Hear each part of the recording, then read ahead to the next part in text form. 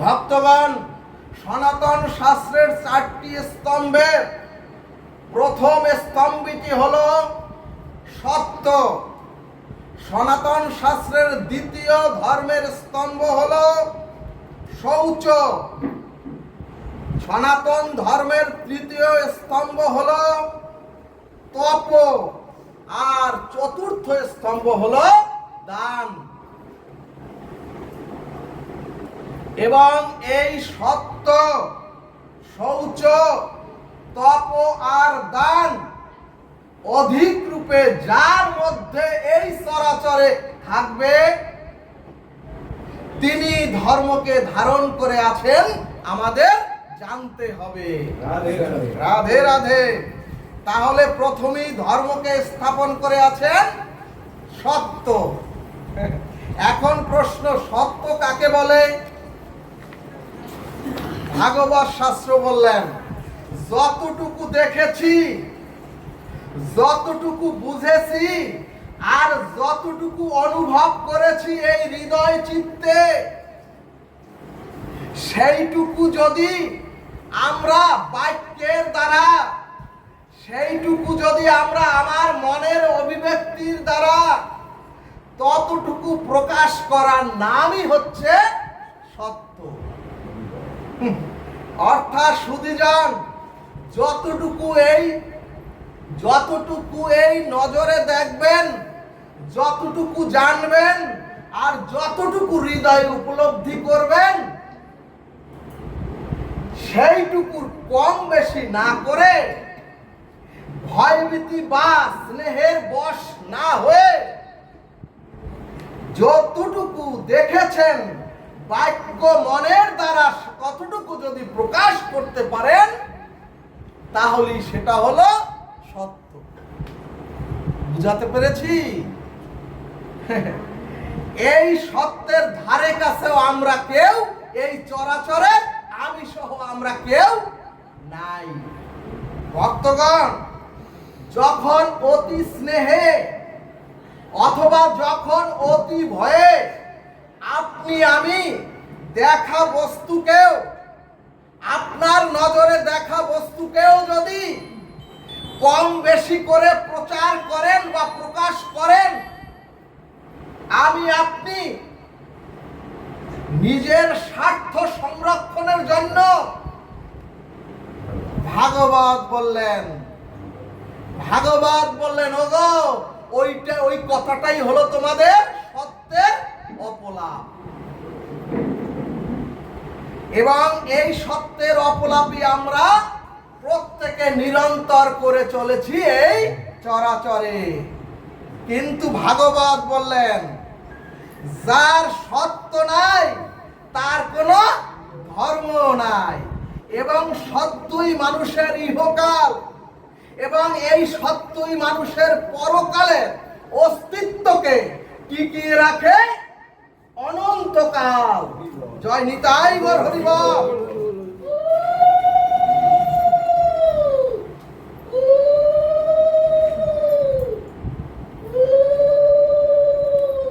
এরপরে চৈতন্য ভাগবত বললেন, ওগো অভ্যাস বসেন।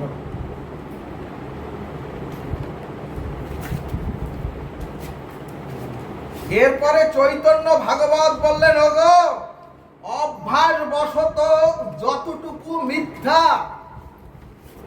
অভ্যাস বশত যতটুকু মিথ্যা না বললেও আমার জীবনে হানি ঘটে না। যতটুকু অপ্রয়োজনীয় মিথ্যা আমরা বলছি, যেতটুকু না বললে আমার জীবনে কোনো ক্ষতি হয় না, সেখানেও আমরা মিথ্যা বলে বসি। এরপরে রসামৃত সিন্ধু গ্রন্থ বললেন, ওগো সদা সর্বদা সত্য বলিবে, কিন্তু সদা সর্বদা সত্য বলিবে, কিন্তু মহাসত্য হলো কয়েকটি ক্ষেত্রে সত্য বলা যাবে না। এখন প্রশ্ন, এটা কেমন কথা? এখানে চৈতন্য ভাগবত বললেন, ওগো কন্যাদায়গ্রস্ত পিতাকে ওই কন্যাকে বিবাহ দিতে গিয়ে যদি একটু একটু মিথ্যার আশ্রয় ওই পিতা গ্রহণ করেন, সেটা কোনো পাপ নয়। আবার যদি একটি মেয়ে সন্ত্রাসীর তারা খেয়ে, ও মাগো, যদি একটি মেয়ে সন্ত্রাসীর তারা খেয়ে একজন সাধুর গৃহে আশ্রয় নেয়, তখন ওই মেয়েকে রক্ষার জন্য, ওই মেয়ের জীবন রক্ষার জন্য যদি ওই সাধু মিথ্যাও বলেন, ভাগবত বললেন ওটা মিথ্যা নয়, ওটাই মহা সত্য। আবার কোন দুই পক্ষের হিংসাত্মক মনোভাব যদি রক্ত ঝরে, এদিকে না বাবা, ওদিকে ওদিকে, ওখান থেকে প্রণাম করো।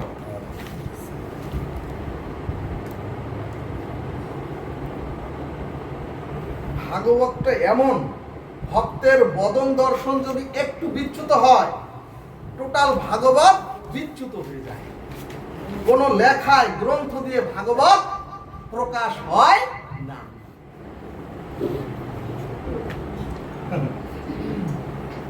কোথায় ছিলাম?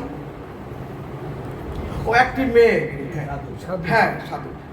এরপরে আবার এই চরাচরে দুই পক্ষের যদি হিংসাত্মক কোন মনোভাবের মধ্যে আপনারা দেখেন রক্ত ক্ষয়ের বা প্রাণহানি কোন সংখ্যা বা উপক্রম হয় সমাজে, হ্যাঁ, ভাগবত বললেন তখন যদি মিথ্যা এবং মিথ্যা দিয়ে দুই পক্ষের মধ্যে যদি মীমাংসা এনে দিতে পারেন, সেই অশান্তি মীমাংসার জন্য যদি আপনি মিথ্যার আশ্রয় নেন, ওটা কোনো পাপ হয় না। রাধে রাধে। এই কারণেই ভাগবত বললেন, ওগো প্রাণ বাঁচাতে, ওগো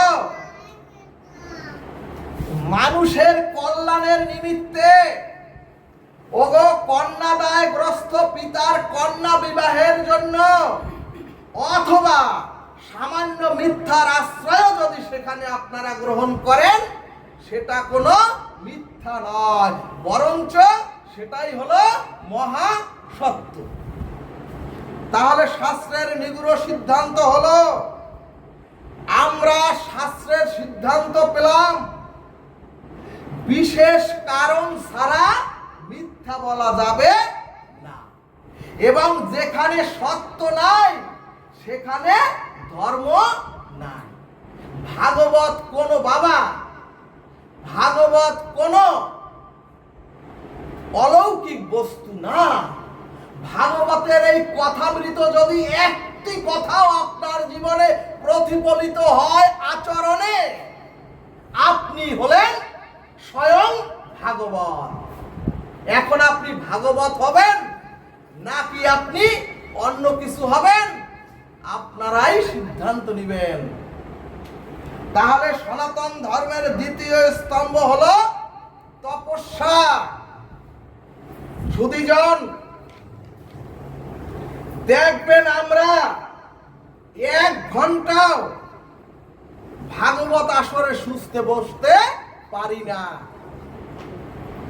এর ওখানে ব্যথা, এর বেগাসে, এর মাজা ব্যথা হয়, দেখবেন আমরা বসতে পারি না। ভক্তগণ, তপস্যার ব্যাপক অর্থ হলো তাপ সহা। তাপ সহা অর্থাৎ যিনি এ মহাসংসারে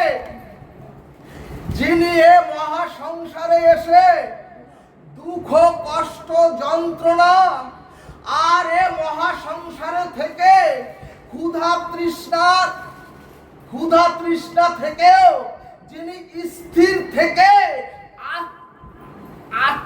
আস্তস্ত হয়ে, সুধীজন, যিনি নিরন্তর ভগবানকে স্মরণ মনন করতে পারেন, তিনি হলেন এ চরাচরে মহা তপস্বী। জয় নিতাই গৌর হরি বল।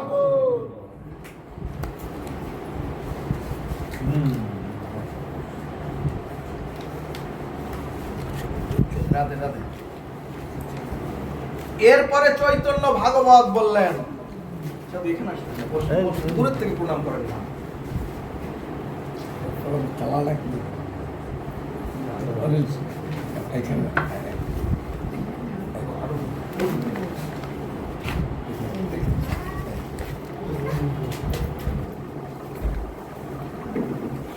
এখানে চৈতন্য ভাগবত বললেন, ওগো যিনি সংসারের দুঃখ জরাবেদি অপমানেও, সংসারে আপনি আমি প্রতিনিয়ত যে দুঃখ কষ্ট আর অপমানিত হচ্ছি, এই অপমানিত অবস্থায়ও যিনি বিচলিত হয় না এ সংসারে, যদি ভাবেন এটা হচ্ছে আমার কর্মফল, যদি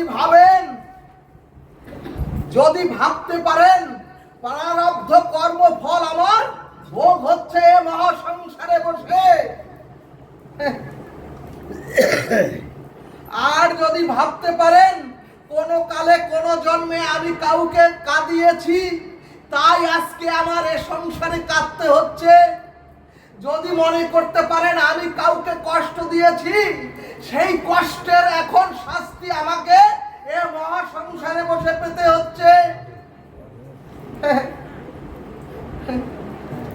অর্থাৎ যদি প্রত্যেকে আপনারা এ মহাসংসারে বসে বলতে পারেন, হে প্রভু, হে জনার্দন, হে দীনবন্ধু, তুমি এ জন্মে আমার কর্মফলকে পরিশোধ করে, হে কৃপা সিন্ধু, হে দয়াময়, তুমি আমাদের ক্ষমা করে দিয়ে এ জন্মে চিরবিদায় দিয়ে চির শান্তি দিয়ে দাও, চির মুক্তি দিয়ে দাও।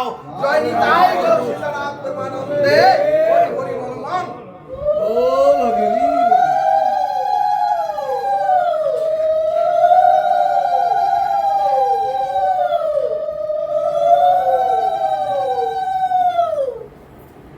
এরপরে বিষ্ণু পুরাণ বললেন, সংসারে অতি ব্যস্ততায় মায়েরা যদি একটু লবণ দিতেও ভুল করেন তার তরকারিতে,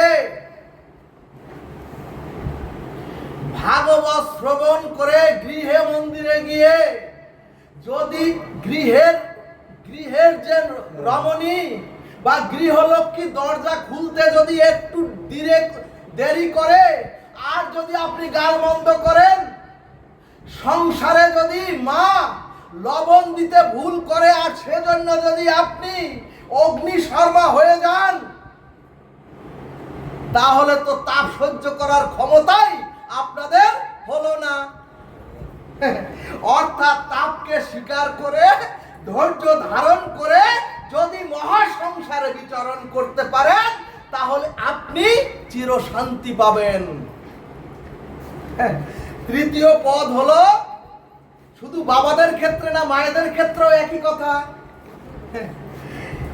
তৃতীয় পদ হলো সুচিতা। মাগো, এটুকু শুনলেই ভাগবত হয়ে যায়। তৃতীয় পদ হলো সুচিতা। ভাগবত বলছে, শৌচ সদাচার যার মধ্যে নাই, আদৌ তার কোনো ধর্ম নাই। ধর্ম খালি এই তা নয়, শাস্ত্র সিদ্ধান্ত দিলেন মলমূত্র ত্যাগ করেও যদি উপযুক্ত জল শৌচ না করা হয় সেখানে অভিশাপ প্রবেশ করবেই, সেখানে অধপতন আসবেই। ও মাগো, কষ্ট পাবেন না। আমরা যে পোশাক পরে মলমূত্র ত্যাগ করি এ মহাসংসারে বসে, সেই পোশাক পরে কোনো আহ্নিক, সেই পোশাক পরে কোনো সেবা পূজা হয় না। এজন্যই মায়েদের উচিত ঠাকুর ঘরের ধূপ দীপ বাতি সন্ধ্যা প্রার্থনার জন্য অথবা ঠাকুর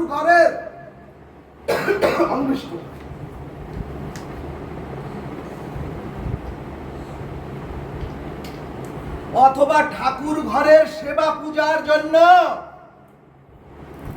একটি বস্ত্র আলাদা করে রাখতে হয়। ওই বস্ত্রখানা গ্রহণ করে অবশ্যই গৃহ মন্দিরে প্রবেশ করবেন। এমনকি সুধীজন কষ্ট পাবেন না, আমরা তো ভাগবত আসরে যাই, ভাগবত আসরেও আমাদের প্রত্যেকের উচিত একটি শুদ্ধ বস্ত্র অথবা ধৌত বস্ত্র পরিধান করে বসা উচিত। শুধু বসা উচিত নয়, ভাগবতকে প্রণাম না করে বসা যাবে না। সুধীজন, এরপরে শাস্ত্র বললেন ওগো, প্রভাতে শয্যা ত্যাগ করাটাই হচ্ছে বড় শৌচ। প্রভাতে শয্যা ত্যাগ করাই হচ্ছে বড় শৌচ। এরপরে মায়েরা ভালোভাবে শুনুন, ওগো, রান্নাঘরটি হচ্ছে অন্নপূর্ণার পূর্ণ মন্দির। রান্নাঘরটা হচ্ছে মাগো অন্নপূর্ণার মন্দির। অতএব জুতা পায়ে রান্নাঘরে রান্না করা যাবে না। কিন্তু আজকাল মেয়েরা অনেক চালাক, কারণ অনেকে বলে রান্নাঘরের জুতা তো ভিন্ন করে রেখেছি, হ্যাঁ এই জুতা সর্বত্র ব্যবহার করি না, অনেক শিক্ষিতা সেই জন্য। সুধীজন, ভাগবত বললেন এখানেও শাস্ত্রের বিরুদ্ধে একটা অজুহাত মাত্র। এরপরে শাস্ত্র বললেন ধৌত বস্ত্র পরে রান্না করতে হয় এবং অন্ন রান্নার সময়, এবং মায়েরা ভালোভাবে শুনুন, অন্ন রান্নার সময় মোবাইলে অথবা বদনে কামনা বাসনার কথা বলা যাবে না। যদি কখনো ভুলেও কামনা বাসনার কথা বলেন অন্ন রান্নার সময়, ও মাগো, তাহলে ওই অন্নের মধ্যে দোষ প্রবেশ করে পরিবারের মধ্যে একটা অসন্তোষ সৃষ্টি করবে। এত অর্থ, এত বিত্ত, এত চাকরি, এত বাকরি, তারপরও সনাতনীদের গৃহে অসন্তোষ আর অসন্তোষ। আমরা অন্নপূর্ণার মন্দিরেও জুতা পায়ে যাই, অন্নপূর্ণার মন্দিরে গিয়ে আমরা মোবাইলে কামনা বাসনার কথা বলা যাবে না। সুধীজন, ভীষ্মদেব দুর্যোধনের পাপের অন্ন গ্রহণ করে, যে ভীষ্মদেব গঙ্গা পুত্র, যে ভীষ্মদেব তার মৃত্যু ছিল তার হাতের মুঠোয়, যে ভীষ্মদেব চিরকুমার, যে ভীষ্মদেব তার তলোয়ারের মাধ্যমে সূর্যের গতিকে প্রতিরোধ করে দিতে পারতেন, সেই ভীষ্মদেব দুর্যোধনের পাপের অন্ন গ্রহণ করায় সত্য, ন্যায় আর নীতির পক্ষেও নীরব ছিলেন স্বয়ং সেই ভীষ্মদেব। এজন্যই ভাগবত বললেন, ওগো, বাসি কাপড়ে রান্না করা যাবে না, স্নান না করে রান্নাঘরে রান্না করতে কেউ যাবেন না, জুতা পায়ে দিয়ে অন্নপূর্ণাকে অপমান করবেন না। তাহলে সুধীজন, বাহিরের এত সুচিতার কথা শুনলেন, এখন অন্তর সুচিতা বা মনের সুচিতা কি করে হবে? এখানে ভাগবত সিদ্ধান্তে বললেন, ওগো, অপরের উন্নতি দেখে যদি তোমার মনে হিংসার উদ্রেক না হয়, অপরের কল্যাণ দেখে, অপরের উন্নতি দেখে, অপরের পাঁচতলা দেখে যদি আপনার মধ্যে হিংসা জাগৃত না হয়,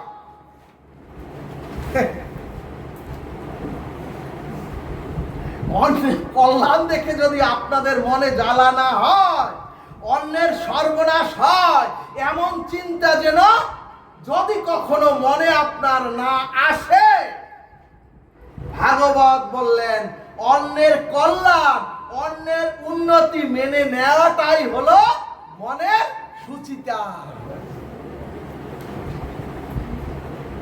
ধর্ম অনেক বড় বড় শ্লোক পড়তে হয় না,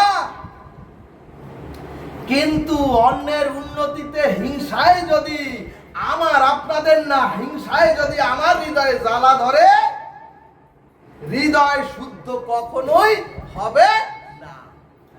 আর যদি হৃদয় চিত্তই মলিন থাকে, উদ্ধারও কোনো কালে পাবেন না।